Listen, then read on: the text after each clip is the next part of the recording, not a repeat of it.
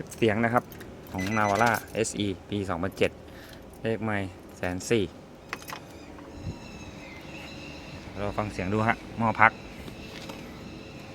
กิ๊กขึ้นมานะครับ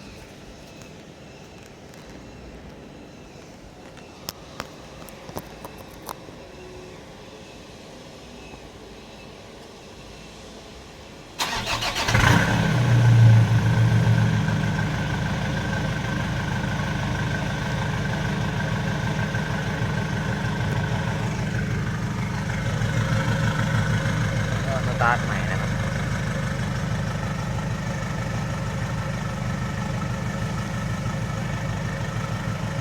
ท่อก็เนี่ยครับเดิมๆปลายเดิมออกที่เดิมที่เปลี่ยนมาก็เนี่ยท่อพักจุดนี้ครับแล้วก็ตรงท่อแทนแคทนะครับ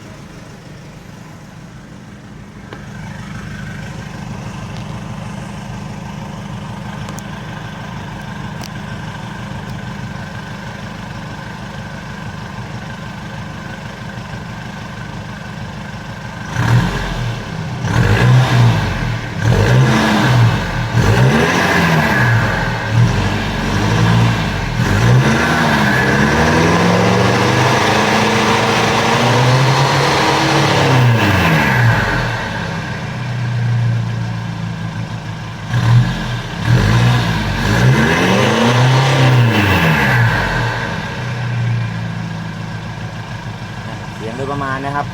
เร่งประมาณ 4,000 กว่ารอบนะครับเกือบ 5,000 รอบ